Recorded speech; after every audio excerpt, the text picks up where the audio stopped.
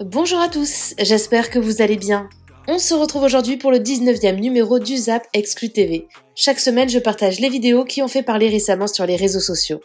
Pour ce 19e Zap, vous allez retrouver Adixia, qui révèle avoir trompé Nicolo, Ilan qui déclare sa flamme à Manon Tanti, Capucine Anav dans la sauce après s'être moqué de Rima Hassan, Kim Glo qui déclare la guerre aux non-genrés, ou encore Ilona et Paul André qui s'affichent ensemble.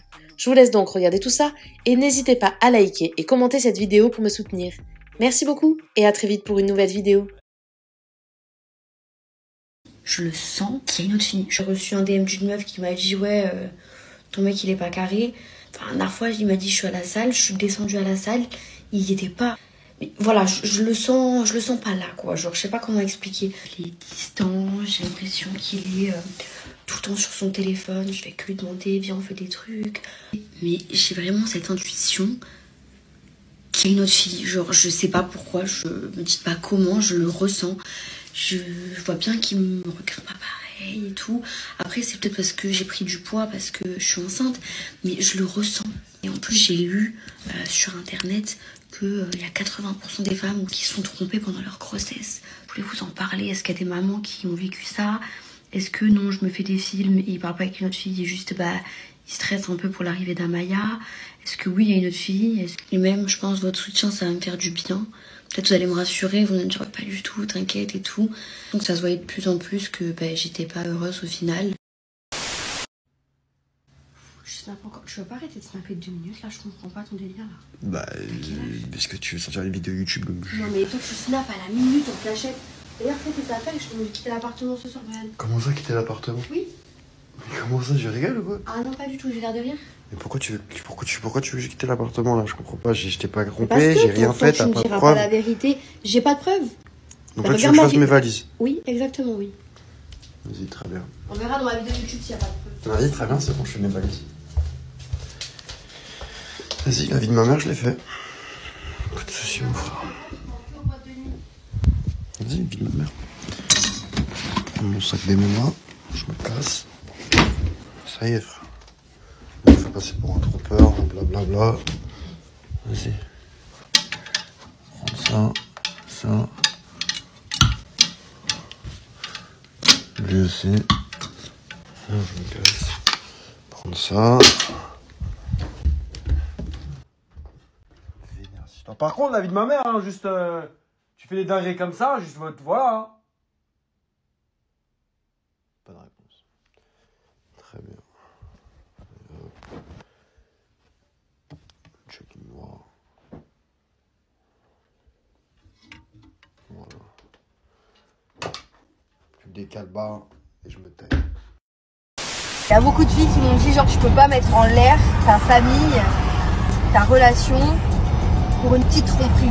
Il n'y a pas de tromperie dans tous les cas. Ok. Bref, du coup, je me suis excusée moi. Je suis pas dormi à la maison hier, mais je vais revenir ce soir. J'ai vu vos commentaires, genre que même si, imaginons, il m'avait trompé, on va avoir un enfant et je dois laisser passer. Je t'ai pas trompé. Admettons. Et je lui ai dit, bon, vas-y, on passe à ton hôtel récupérer tes affaires et on rentre à la maison. Je sais que j'étais un peu excessive et que même si jamais je peux pas foutre en l'air ma famille pour ça, quoi. Elle m'a rappelé. Elle m'a rappelé. J'ai laissé passer. Je répète, je suis pas un trompeur. S'il vous plaît. Je reçois tellement de messages, ouais, tu as trompé. Je l'ai pas trompé. Je suis juste allé en boîte. Et ce week-end, je risque de ressortir parce qu'il y a AD qui arrive dans le sud. On sait pas encore que je vais sortir avec AD vendredi ou samedi. À mon avis, il a pas pété le dos. Andrea et Paul-André qui nous amènent. T'es prêt Poupou à partir en voyage? J'ai pris une grosse valise rien que pour lui. Je suis sûre que je vais me servir de tout. Mais si. Mais c'est sûr. Il va te manquer Poupou pendant 2 semaines.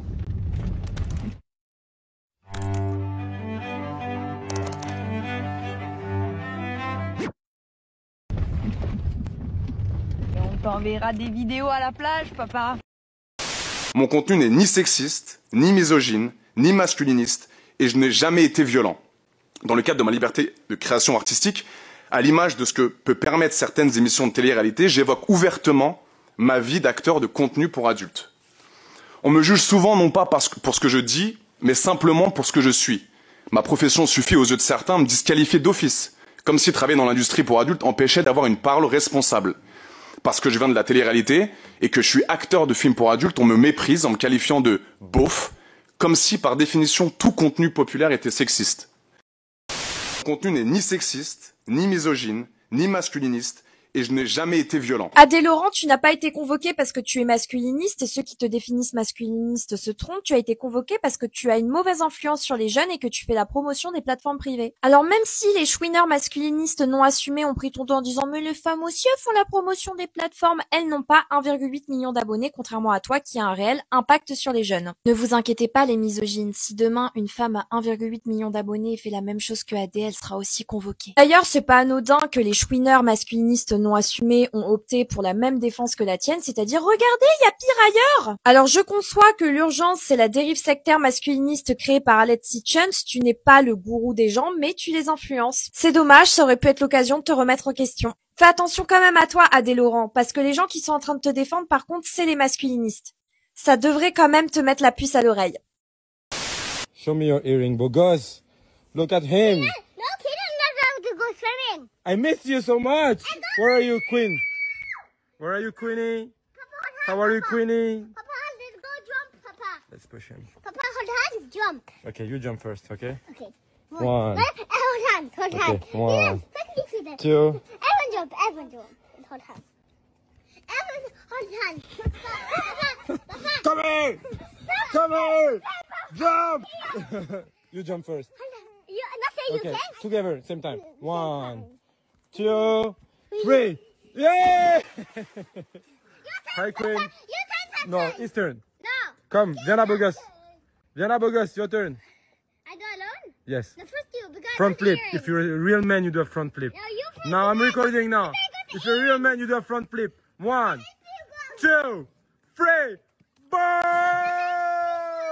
Look who I find back. Chocolate everywhere.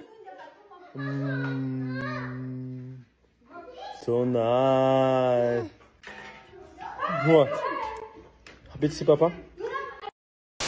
Adixia trompe Nicolo et le déclare elle-même sur ses réseaux sociaux. Je cite: bonjour tout le monde, j'ai trompé Nicolo avec un grand Mexicain congolais de 2,50 m. Je me sens mieux de l'avouer. Alors évidemment, elle s'est également exprimée en vidéo.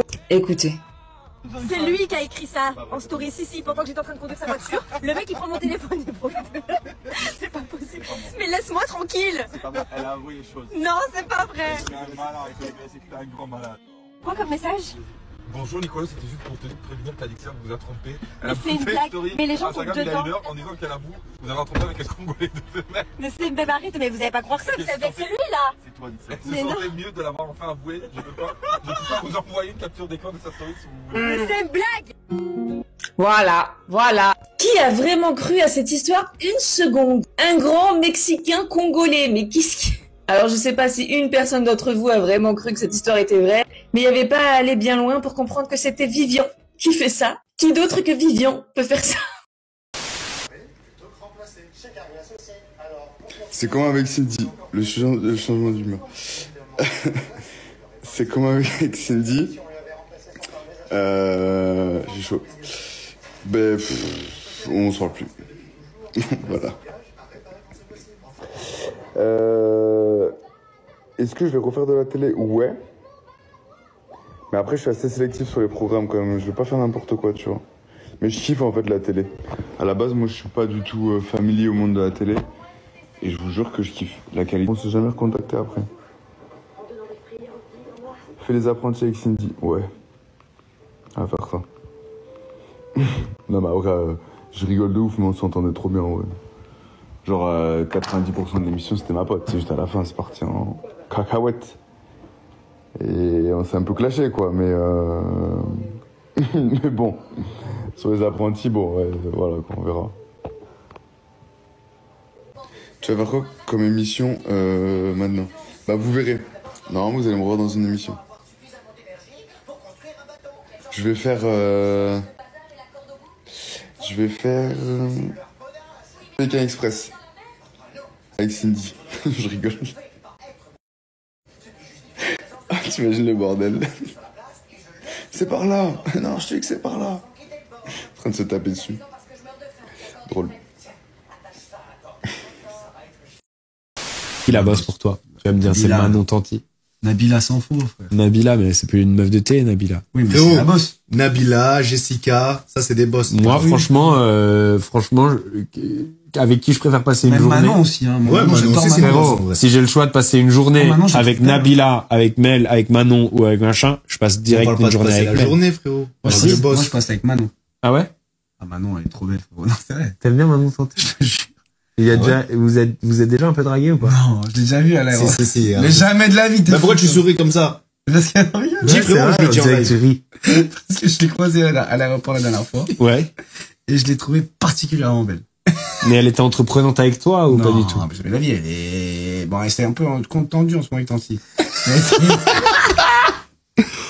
Arrête, je te jure frérot, elle était vraiment trop belle. Après, c'est impossible de tromper à l'aéroport. Si.